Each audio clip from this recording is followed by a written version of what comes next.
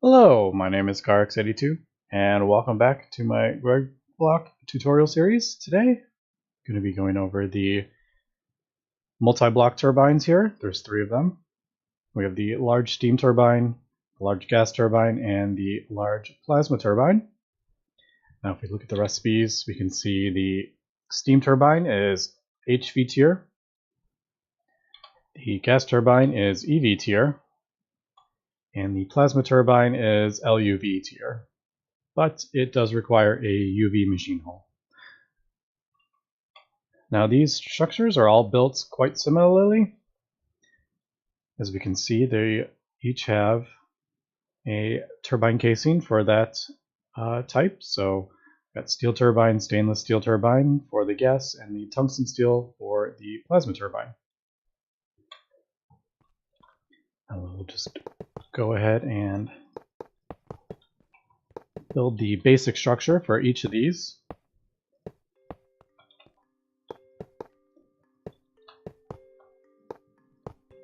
And so there we go. That is the basic structure for the turbine. Now if we look at the actual setup for the multi-block, we can replace any of these on the sides and the top with these hatches. And as we can see in this multi-block, it has an input and an output hatch.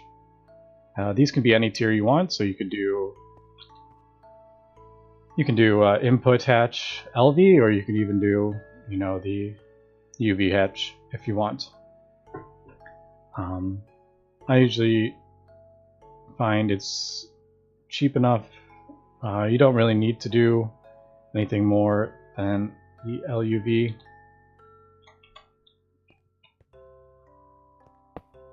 And for the steam turbine, steam goes in and water comes out. If you want to save the water or use it for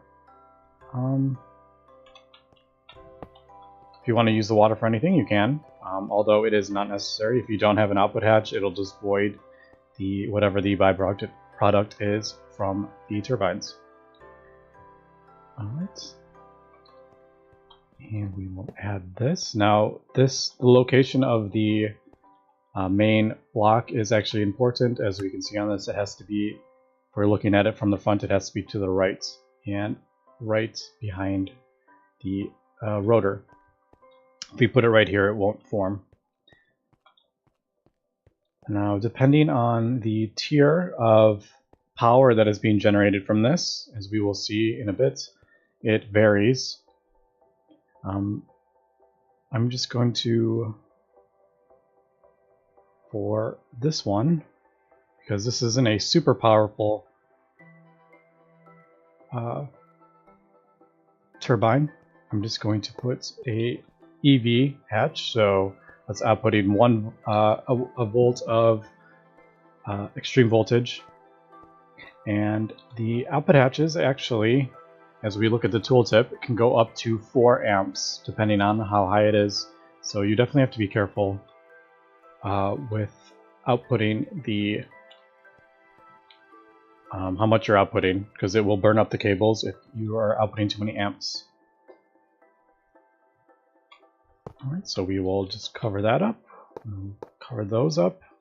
And the last thing that it requires for these turbines is the rotor holder. And as we can see, each tier has one of these. Now, what this holder does is the max RPM. I don't know if I can look at this yet. No, I have to complete this to look at this. It tells it how much RPM, or how fast the turbine can spin.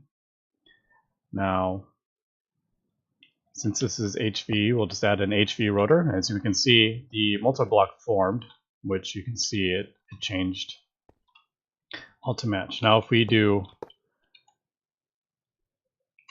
this, if we put this like right here,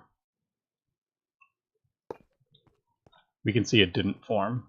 So if it's not forming, just make sure you have everything in the correct location. And the main problem is this needs to be to the right of the turbine and one back. All right, so that is the formed turbine. Now, the last thing we need to do is add a turbine, and these rotors here, there's 36 pages of rotors, so we can see, and everyone has a different durability, so how long it lasts, and the rotor efficiency. Now, the rotor efficiency tells how much power it can make. Now, I don't know the exact formula, but it has to do with the tier of the rotor holder and the type of turbine. So a carbon rotor with only has 4% efficiency will produce less power than the red steel turbine rotor, which has 29 efficiency. And as you can see, you can go through all these different rotors have higher durability and higher efficiency. As we can see, this one is 83% efficiency, but you do need, titanium needs a nuclear reactor to produce, so it's going to be a lot higher than the rest. Now, gold has a really good rotor efficiency, but has low durability, and in the current version of Gregtech Community Edition, the durability is actually bugged. So the durability of the rotors actually does not go down, but hopefully that will be fixed at a later point. So for example's sake, we'll just put this one. You can't even attain this, but it is the only one that shows in JEI. And if we put that in, we can see the rotor goes up to 4,800 RPMs and it has a rotor efficiency of 100%. Now, if we take this out and I put a higher rotor holder, so I put an HV1 in there. Let's bump this up to EV. Put that in there. You will see it goes up to 6,000. So each tier goes up by 1,200, and the top tier, as we can see, put that back in, is 12,000 RPM. So 12,100%. So this would be the absolute most it can put out. Now, the one issue with, well, not really an issue, but one of the things that determine how fast you can run this and how much power you can produce is how much fuel you can put in. Now, the steam turbine, the higher the rotor and the faster it's spinning, it's going to take more and more steam. And I have, using one boiler, I found about IV, insane voltage tier, is about the highest I can get off one turbine, like one boiler, one tungsten steel boiler. With the amount of steam that outputs, it does about insane voltage. So going above insane voltage is probably not really worth it in the steam turbine, just because at that point you're using so many resources to fuel it up that it's not really worth it at that point. But let me build a boiler. I'll get the boiler producing steam, and we will see how the steam turbine works. Alright, we got the boiler starting to heat up. We're producing a little bit of steam, so we can see. And I have done a tutorial on the bronze boilers. I'll put a link at the top if you would like to see that episode. But here we go. Let's connect this to the turbine, and I'm going to use these ultimate pipes from Gregtech. And as we can see, it's inputting into the fluid hatch, and it is starting to spin the rotor, the turbine. And the turbine will slowly speed up. It starts out at 0, and it's slowly speeding up to 4,800 RPM. And we can see how much it is outputting. As we can see, it's actually going up. So yeah, pretty basic set up to produce a decent amount of power, as we'll see. When this gets up to 4800 RPM, we will see how much it is producing.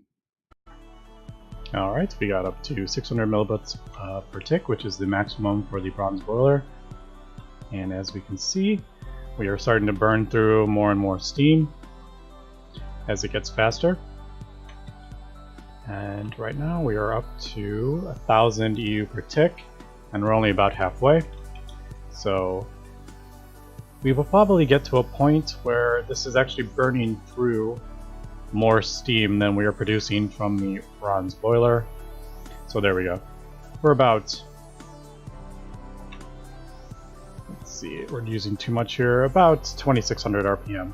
So it looks like a bronze boiler can do, if we do 1200 per rotor. So there we go. Now we're not getting enough steam in the thing, so it's turning on and off, and it's slowly speeding up, producing a little more, but this isn't good. You probably don't want to be doing this. It's going to be taxing your computer trying to do this. So finding the right balance with the turbine and the amount of steam you're producing takes a little finesse. I don't have the exact numbers, but I am using a 100% rotor. So if I was using a lower turbine, it would probably not be using as much steam. But since I'm running with the highest tier, just because this is the only one that's in JE die,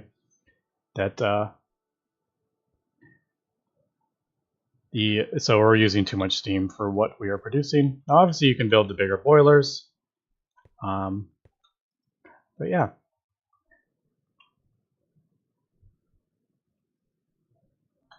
All right, I have done a little bit of testing here, and I am using an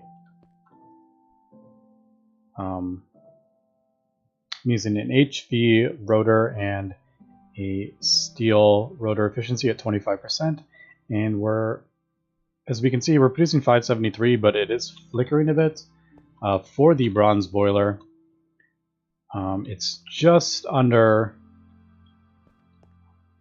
producing just a little bit less than the turbine is using as it's sped up. I think it hit about 2200 RPMs when it started not running enough, but you can always add some additional steam if you'd like. So if we have, say, another boiler, like you can either add another bronze boiler or like a high pressure lava boilers, just to kind of supplement it a bit. As we can see, it is using both, and it is actually getting enough steam. So we are producing about 573 U per tick. But yeah, it just takes a little kind of testing with the different rotors and the different holders, finding out what's like a good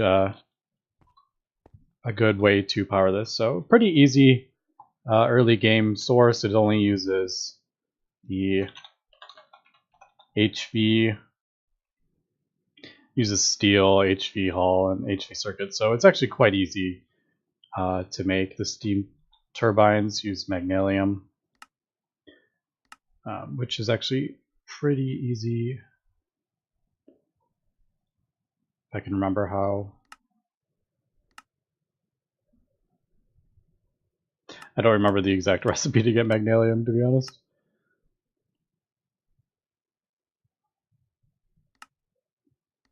Alloy, there we go. Aluminum and magnesium. So it's pretty easy to obtain.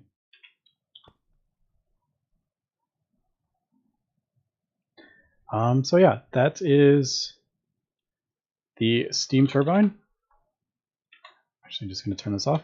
So the other two types of turbines are much the same. As we can see, the output hatch right here is outputting the water, but it just voids that if you're not doing anything with it.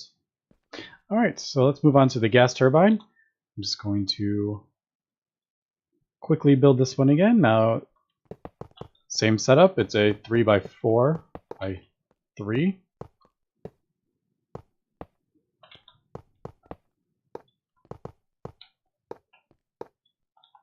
And I believe this goes to the right again.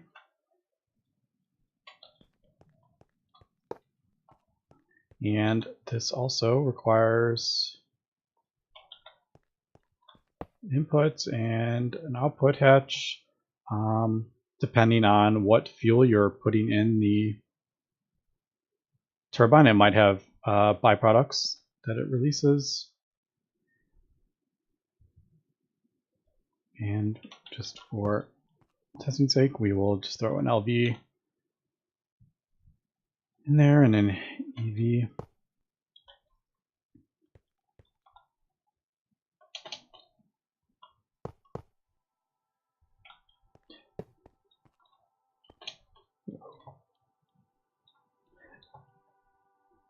Actually, this one might not actually need an output hatch. Yeah, okay, so the gas turbine doesn't have any outputs. But once again, we can just open up the thing. We have 2400 RPM, 100%, because the turbine, usually at this stage, blue steel is a good one, or the like HSS ones, the steel. This steel is 41%, so it's a little bit higher than that. And at this stage, where gas turbines, you're probably right around the time to be doing the HSS steel. Now this one will burn gases, obviously a gas turbine. If we look at the multi-block, we can see, so it can burn natural gas, hydrogen, carbon monoxide, wood gas, sulfuric acid. And what I've noticed from JAI, the farther it goes, because all these are different, like this is 16 millibuckets, it produces 32, it burns for this amount, so these are all kind of like hard to discern, but the farther in the, like the page 11 is going to be the best fuel. So as you can see, toluene is actually the best, naphtha, LPG, butane, and so on and so forth. But an easy one that I find to burn in this is naphtha. It's a pretty easy one to produce, or with the distillation tower, toluene can actually be pretty easy, but LPG is another easy one. It's just refinery gas, methane and LPG, and so we can throw LPG in there, or even rocket fuel. Rocket fuel is about halfway, I think. Yeah, rocket fuel is actually a pretty decent one. If you have the production for it, if you want to set that up, rocket fuel is pretty good. But as we can see, we can just throw the LPG in there, and it speeds up. And the faster it goes, the faster it's going to burn through the fuel. So a lot of these turbines, they're very similar. Just as you ramp up the power and you produce more and more, that's whatever source you're going to be using, the fuel that you're going to be using. You can up the rotor.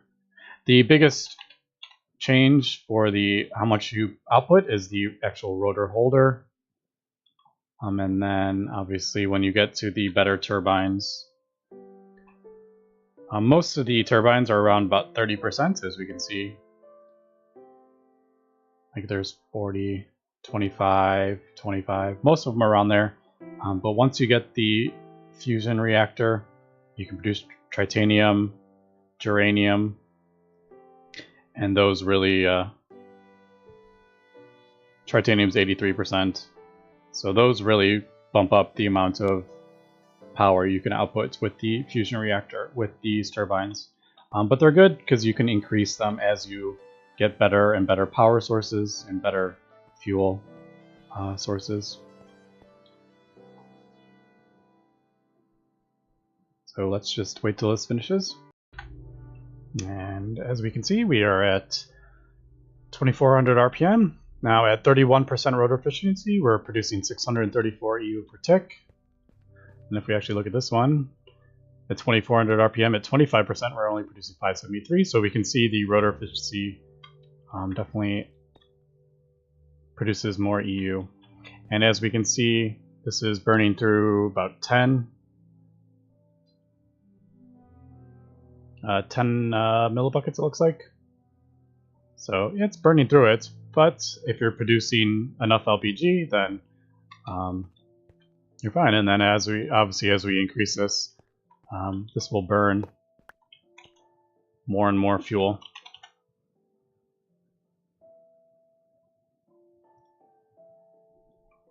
So if we added the MV and put this back in, and with the new turbine, the MV turbine here, we're up to 3600, and as we can see, we are burning through about 23-ish. I can't. It's changing so fast, I can't really tell. Yeah, about 23, I think. So 2400 RPMs was burning through 10 millibuckets, and this is burning through 23. So as we can see, we're producing much more EU per tick, just increasing the rotor. But we are burning through much more fuel. So yeah. And the last one is the plasma turbine, which is actually probably the easiest once you have all the infrastructure up for it.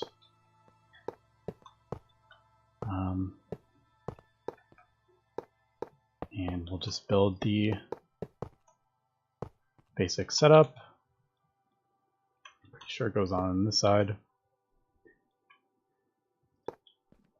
And once again, we can do the input hatch, the output hatch, and the plasma turbine is probably going to be producing at least IV power.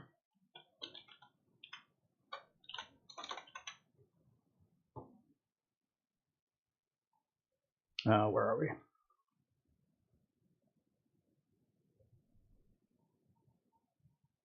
There we go. So at this point, you're probably going to be doing IV at least with this. And then we can just do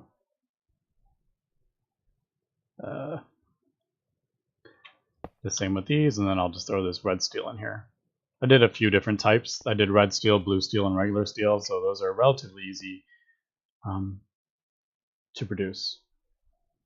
And then the plasma turbines actually use plasma fuels, and you get these helium plasma from the reactor. The first one is the helium plasma. This is probably the easiest. It's deuterium and tritium. And there's other ones: nitrogen plasma, oxygen plasma, iron plasma. And usually these will output. So the helium plasma, well, you put helium plasma in, you get regular helium out. Same with this. You put nitrogen plasma in, nitrogen will be the regular nitrogen will be the output. Oxygen, iron, and nickel. And as we can tell, helium plasma burns. You get 8100. This is obviously LV power, and it's going to be increased by which turbine you're using. But the nice thing about the plasma turbine fuels is that it burns for 2 minutes. So if we look at this, every 2 minutes, if it was producing LV power, it would be pulling 1 millibucket. Obviously, it's going to be ramped up. So you're not going to be pulling 1 millibucket, but it's only going to be pulling it every 128 seconds. So if we do, say, helium plasma,